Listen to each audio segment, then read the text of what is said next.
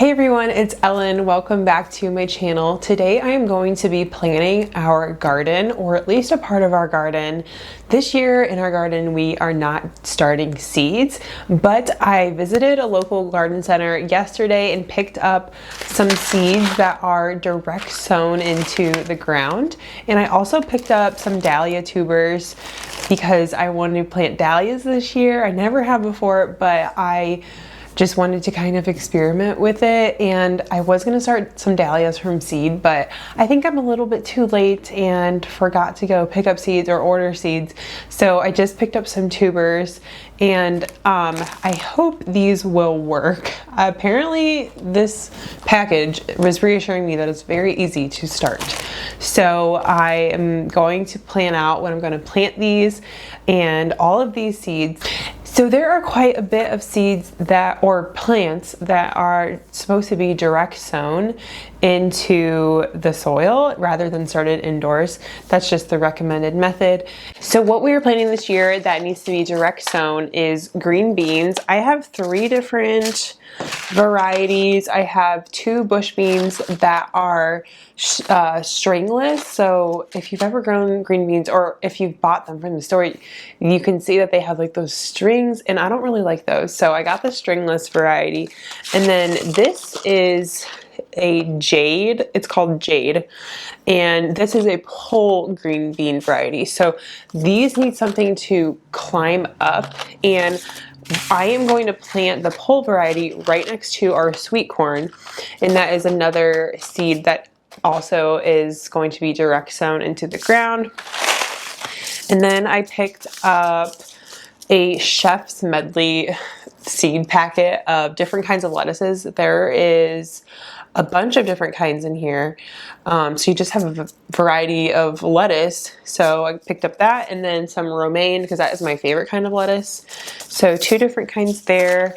And then pumpkins. These are sugar pumpkins, the kind that are small, and they are best for making pumpkin puree. It's the kind that you want to cook pumpkins with, because they're just a little bit on the sweeter side, and they're easier to work with because they're smaller pumpkins. And then I picked up some dill and cilantro. Now I'm sure there are tons of other seeds that are direct sown into the ground, but this is just what I got. And we will buy seedlings from our local garden center for the other plants that we are planning to plant. I didn't start seeds this year because, number one, it's a lot of work. Well, not really. I mean, it is, but it isn't. And I never really have the best luck with growing seedlings. I do everything right, and they just are never as hardy as the ones we buy from the garden center. I don't know why that is, but I'm just choosing to buy them all from the garden center this year, minus these seeds here. So what I'm going to be planning out is when I'm going to plant these outside. And I have my paper planner here. I'm definitely a paper and pen kind of gal. I'm kind of old-fashioned in that way. I'm old-fashioned in a lot of ways, but this is one of them. So what you're going to do when you're planning to plant these seeds is you need to know the last frost day for the spring. And our last frost day is May 5th this year for 2025. It's normally around that day. And you can do this. You can find your last frost date by going to the internet and just Googling last frost date search. You type in your zip code and it brings it up for you. It's super easy. So since our last frost date is May 5th, I'm just going to take each one of my seed packets and look on the back and see when I need to plant these. So this is for the pumpkins. It says you will sow outside 2 to 4 weeks after your average last frost date, when the soil temperature is between 70 and 90 degrees. So I am going to do these 2 weeks before the last frost date. I know it says 2 to 4, but I want to do it 2 weeks just cause peace of mind, I guess. So I know that they're not going to die. Like, I want that soil temperature to really kind of warm up a bit, to be at that 70 degrees so they don't die, because I don't want my efforts to be for nothing. So let's calculate 2 weeks out, and that would be April 21st. So I'm gonna go in my planner to April 21st. And for my to-do list on April 21st, I'm going to write plant pumpkin seeds. Or I'll write sow pumpkin seeds if we're wanting to be technical. And I'm just going to do that same thing for all the other seeds that I got. So cilantro is sow outdoors after danger of the last frost. So I'm going to go to May 5th. Now I will still keep an eye on the temperatures and what the lows are going to be around May 5th. If it's going to be a low below 32, then I will hold off. But normally, and just been observing the past few years, our temperatures have been warm enough to not have to worry about it. Like last year, we could have planted our plants like 2 weeks before the average last frost date, but we just chose to do it that first week of May, even though we technically could have done it a few weeks before. Dill is the same thing. It's after the last frost date. So I'm going to mark that on May 5th.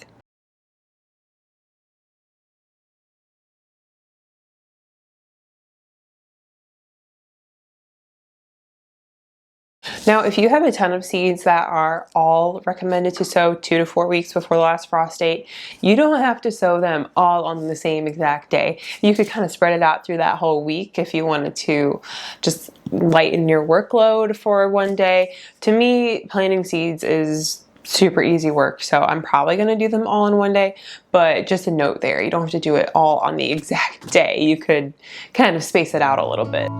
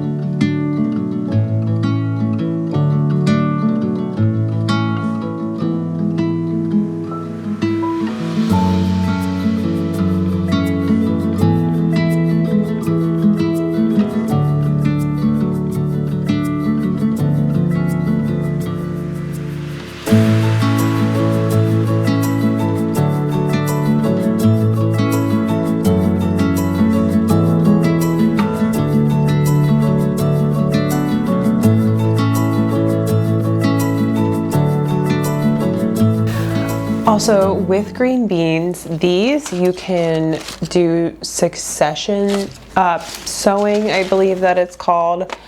You can plant seeds every 14 days and then you'll just continually have green beans ready.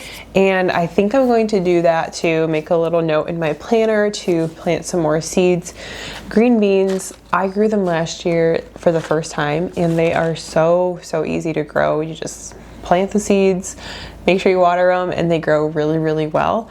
So I'm hoping that's the case this year, but I'm going to do successive sowing with the green beans.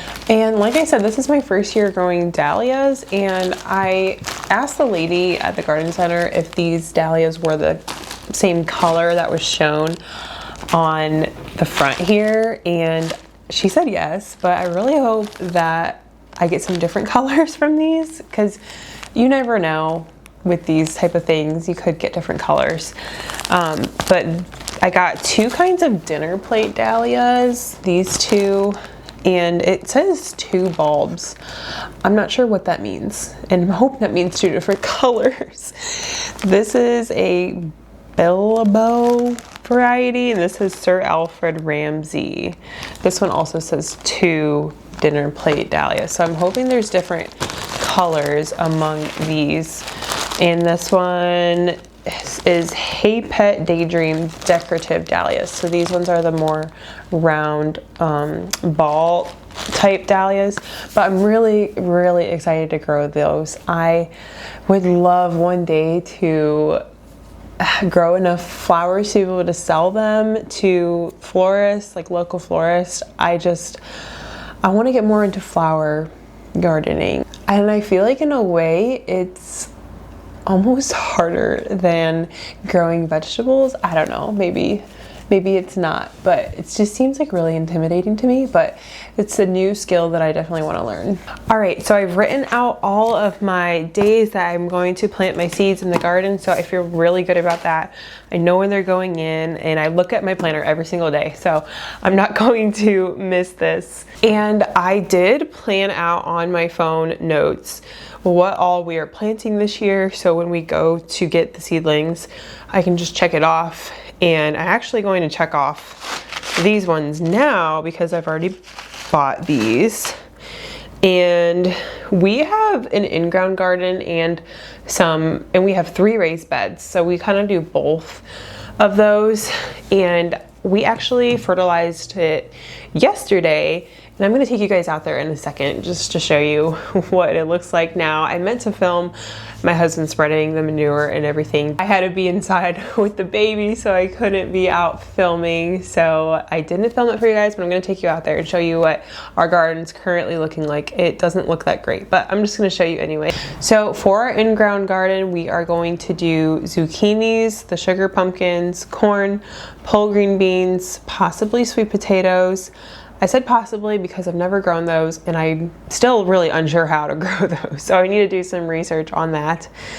Dill, the dahlias, and then zinnias. Then our raised bed number 1, we're gonna do cucumbers, possibly onions, rosemary, cilantro, bush green beans, oregano, parsley, and thyme. So just a lot of herbs there. And then the cucumbers, onions, and green beans. That's a lot for one raised bed. So I don't know if I'm gonna be able to get all that in there.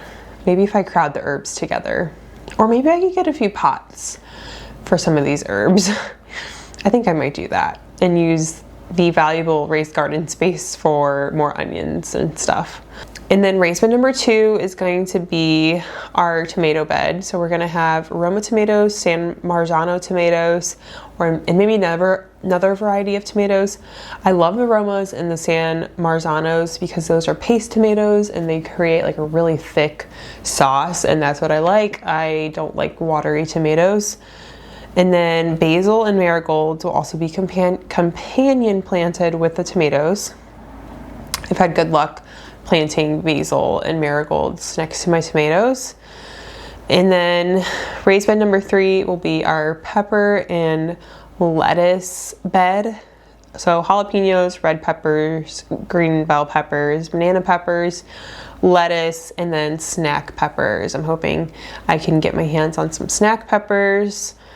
And then we're growing potatoes in grow bags this year.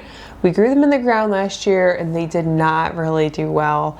Our in-ground garden is really, really thick soil.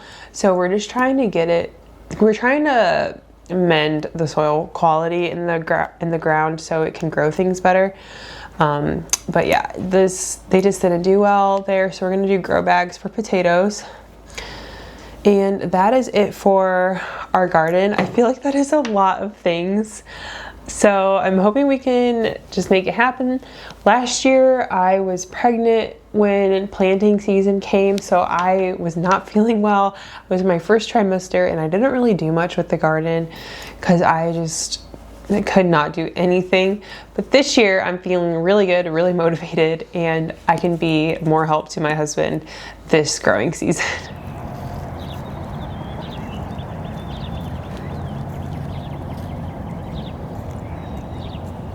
Okay, I'm out here in our garden and this is what it's looking like. We got our manure, cow manure, from the people that we buy our raw milk from. So they gave us some cow manure to fertilize our garden. So the manure is just gonna sit here for a few months, about a month and a half until it dries out. And you just have to age manure. You can't just like plant immediately. So that's why it has to sit here for a few months. But we're going to till this in after it dries up. It's looking extremely messy at the moment. when it's actually time to plant, we really have to clean this up and make things looking pretty because it's looking pretty rough at the moment. And these are the grow bags that our potatoes will be grown in. There's only 2 out here at the moment. We have more, we just need to bring them out here. And we also have compost that we have been cultivating for a little over a year now, so I'm hoping like if we need to add some more to these raised beds, that we can just add our compost, and that will just really up the soil quality in our garden beds. Alright guys, that is it for today's video. I just wanted to film a quick video and show you what I'm doing this year to prepare for our garden, and I will probably have more garden videos in the future just as I do little things here and there. But I hope you enjoyed watching, and I'll see you in my next one.